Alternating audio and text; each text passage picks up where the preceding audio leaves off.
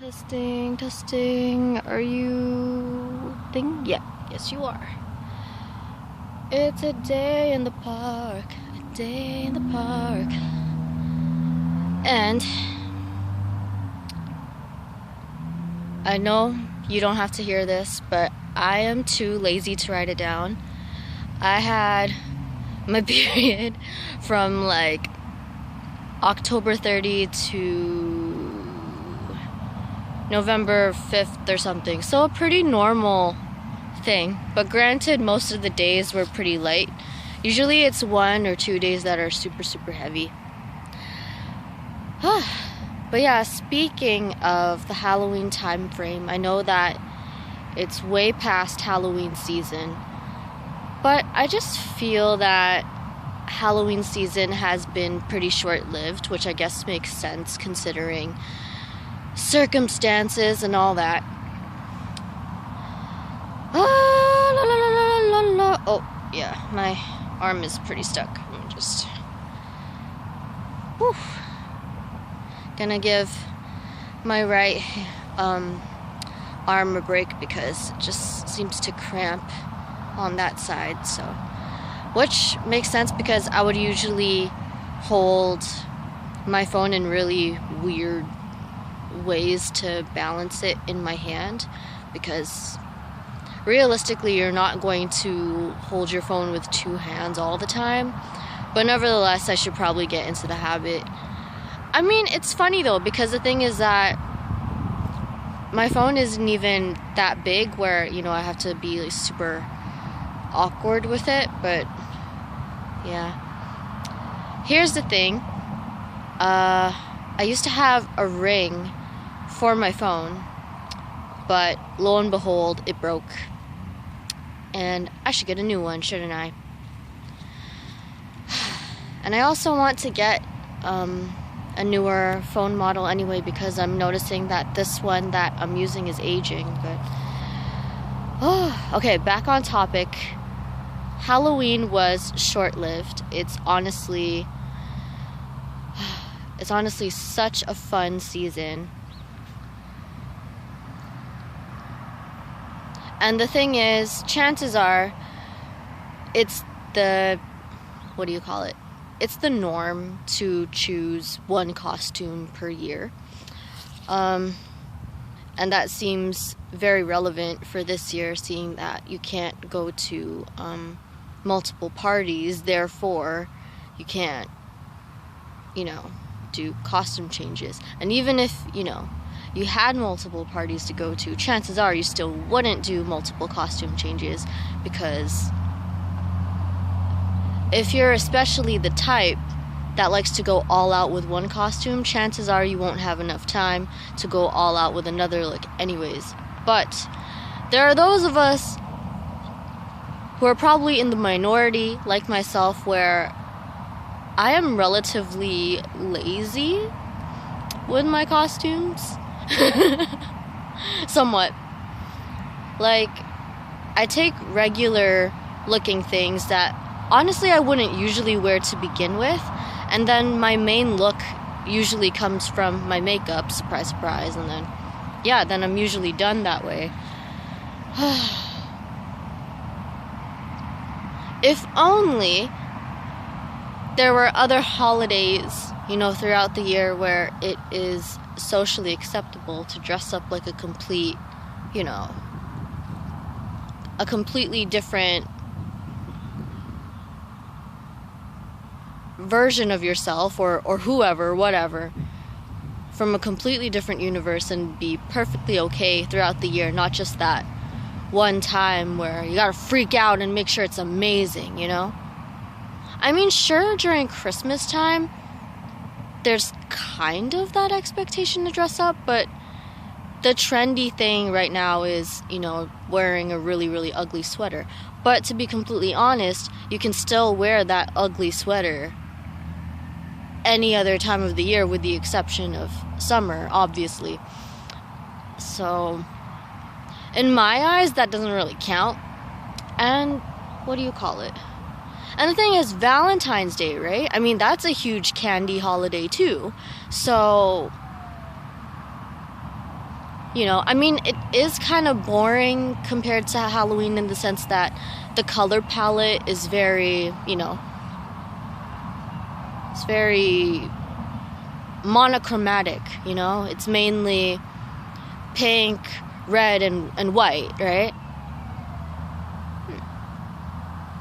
But there's also Easter time. And the thing is that, in different cultures, is that not, a holiday regarding transformation and, the whole symbolism with, a baby chick coming out of an egg, and, that kind of thing. So it seems like that would be a really cool opportunity to get dressed as well because, it's a time of transformation and it's a way to kind of regard, for Christians anyway, to celebrate, Christ's resurrection and all that sweet stuff, right? I mean, sure, you wouldn't necessarily dress up scary during that time, but you can still wear something fun around that time. So maybe we should probably make it more socially acceptable to dress up at around Easter time. I mean, you still have quite a rainbow to choose from. It's just that, that rainbow is especially pastel. Because we associate pastels with spring and, Easter is in the spring and you already know this. So yeah, I guess that's, my petition. Let's not just save the fun dress-up candy time for Halloween, but also for Easter. But then again, with Christmas,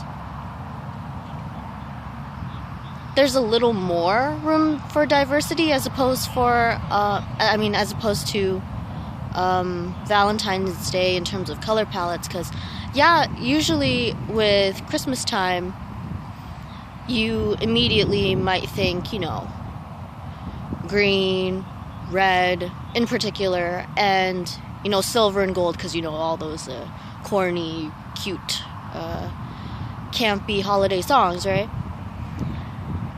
But yeah, I mean, it can be socially acceptable to, dress up as snowman, as reindeer. Sometimes the Santa costumes can be a little creepy, but if you want to be a creepy Santa around that time, that's fine too. But yeah, just don't be a creepy Santa around, vulnerable demographics like children and, those who haven't taken self-defense, don't do, and the cute little elderly people, don't be a creepy Santa around them, right? But yeah, I think that would be common sense, but yeah, not to insult anyone, but sometimes, like Lisa A. Romano says, common sense ain't so common all the time. So, but yeah, I also kind of wanted to talk about, the general expectation that you can basically, you most of the time just choose one thing that you wear on Halloween. And I'm wondering to myself what I could wear for next time. So what have I tried to do recently? Let me see. Sorry, just have to make sure. Yeah, my hands are always contorted just so that the phone stays balanced, even though it's a fairly small phone, but nevertheless my hand has a tendency to contort because I don't know. Anyway, yeah, I don't want to talk about the costumes I've already done. I feel like that'd be kind of boring. But I do want to talk about costumes that I have thought about for the longest time, but have never got around to. So one of them, actually quite a few of them, would be cliches. I've thought about Cleopatra, mainly because my mom thought that was a cool idea, for me, because, I would be pretty renowned for, my cat eyes and whatever. And yeah, so there's that. And I've, just like every other little girl, maybe not every other little girl, but like a lot of little girls, I've also considered Alice in Wonderland, obviously. I've considered Dorothy. Yeah. And what else have I considered that I've never done before? Actually, quite a bit. I guess Tiger Lily from Peter Pan. I've thought about that. She was one of my favorite characters from Disney when I was a little girl. And yeah, I think my sister was asking my mom one day, how come you never dressed up like me as Hello Kitty? When I was a baby, I was super chunk. Like, I was just like you might think my cheeks are pretty full right now, but when I was a baby, oh my gosh, my cheeks were like oozing off of my face. Like, they were just so big, and my cheeks were so chunky, my dimples were over here instead of over here. It was quite the sight. Yeah, and what else?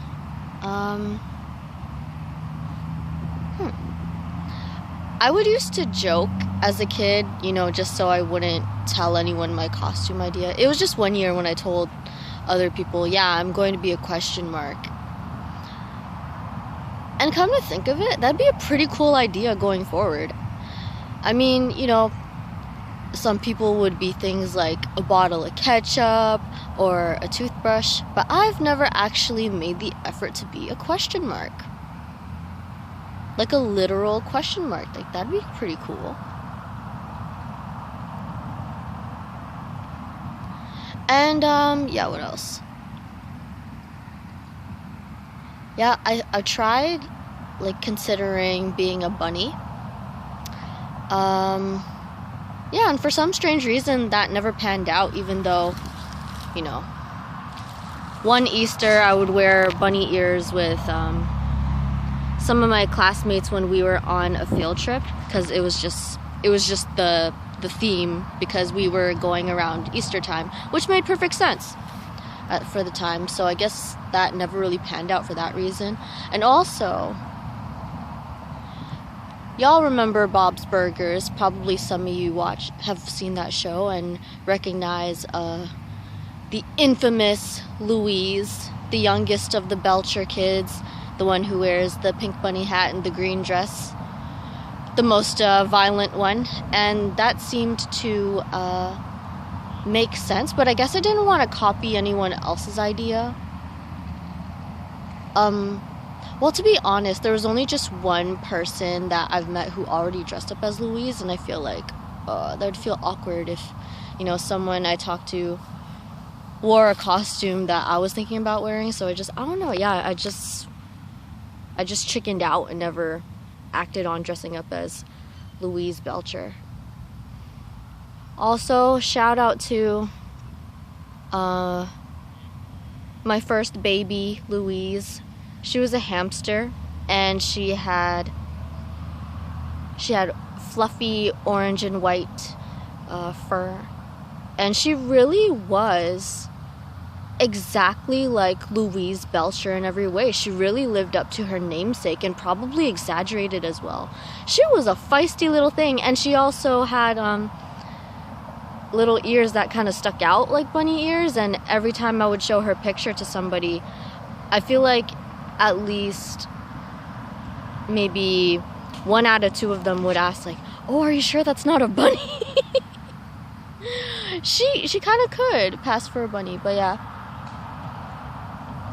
Our family misses her dearly, but rest in peace. I have been visited by her not too long ago in a dream, and I've seen her new house, and I've seen that she lives with other hamsters now in the ethers, and you know what, I'm very happy for her. And yeah, to be honest, I would feel really, really guilty after she passed away, but yeah, she never haunted me or anything, so I just think it goes to show that, she loved me unconditionally, not to brag, but she was a sassy thing. So for her to never haunt me, I'm still surprised. Like, man, that's true love. The fact that she's such a fiery thing and never, you know, haunted me saying like, oh my god, you're a terrible mother.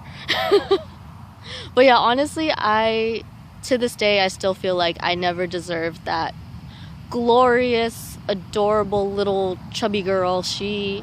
Oh my gosh. Yeah.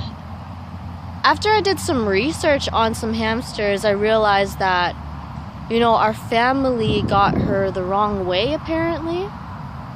And I agree, because I do strongly feel that with any kind of pet, even if, you know, they seem small and they seem like, you know, a lot of their lives is going to be like in their little house or their little box or whatever.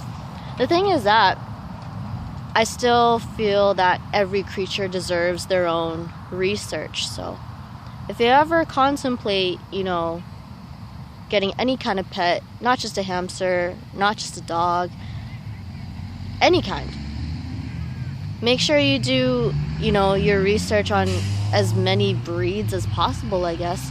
So then, because it's better to be prepared than to just figure it out along the way. And it makes it easier on your pet too, because you kind of know what to expect beforehand. And I guess when your pet has that, I guess that sense of, oh, my human has some kind of idea of what they're doing, I'm in good hands, then, you know, the bond and the adjustment of them being in your home is a lot easier. But nevertheless, with that being said, I think it's safe to say that a lot of animals that us humans have domesticated over the years, I feel like quite a good fraction of them, you know, obviously there are exceptions, that could, you know, be happier and thrive more in, you know, their natural habitat. But then again, it depends on your prospective pet's personality, their temperament, and that kind of thing. So yeah, there's another, yeah, I wouldn't say that's a petition, but it's more like a PSA, so I kind of want to just emphasize that a little bit. Come to think of it, maybe I should, you know, pay tribute to, you know, my hamster Louise, and kind of find an orange and white shirt and, I don't know, have little round ears and like put like a dot nose, and yeah, maybe I'll be her one day for Halloween. Sure, it'd be kind of weird, but that's something to think about. I mean, it's not every day that someone, you know, dresses up as a hamster, so there's that. But I guess the closest would be, what's her name? Karen from Mean Girls. She dressed up as a mouse, so. And the funny thing is, like, even though Louise had a short tail, it would be a bit of my dad's dad joke to call her a mouse. Actually, no. My mom and dad would consider her a mouse, just because, you know, she just looks so cute. But yeah.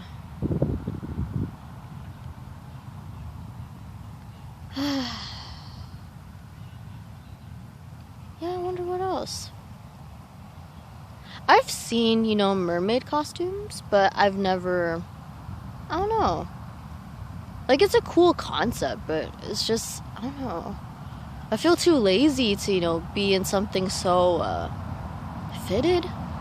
Feels like a lot of work to me.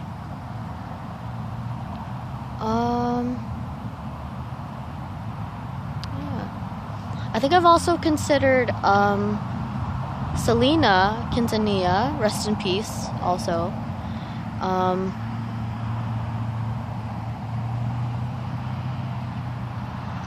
But yeah, I don't know if I'm like sexy enough to pull that off, so I just never got around to it. I kind of attempted to do a makeup tribute to Lisa Left Eye Lopez, and I kind of tried to do a makeup tribute as well for baby girl Aaliyah. yeah, I just don't feel like it was obvious enough, but it's okay. Like, it's the thought that counts. Oh yeah, that reminds me. When I was a teenager, I kind of fantasized about dressing up as Marilyn Monroe, but I don't know, I just had this conservative image at the time. And yeah, well, then again, you know, the iconic Marilyn dress, you know, it doesn't show too much skin or anything like that. That wasn't the issue. It's just more like, you know, the adults I'd be surrounded by to, you know, see me dressed up as a sex symbol, they would, I don't know, they might feel some type of way. But yeah, I've considered it. I have.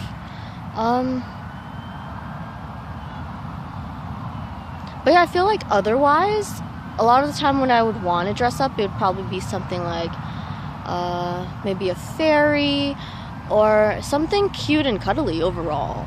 So maybe I'll have even better ideas next year. We'll just see. And maybe, come to think of it, yeah, now that I'm making this, you know, make it socially acceptable to dress up just as extravagantly on Easter, maybe I should have an Easter-ish outfit one day. Maybe I should. So yeah, I just wanted to touch on some, different things for this Lighthouse Diary, and I hope this was something. And as usual, stay safe, stay cozy, stay sincere to your gorgeous self, and I'll see you in the next Lighthouse Diary entry. Mwah. Mwah. See, can I hit the note? Can I hit the note?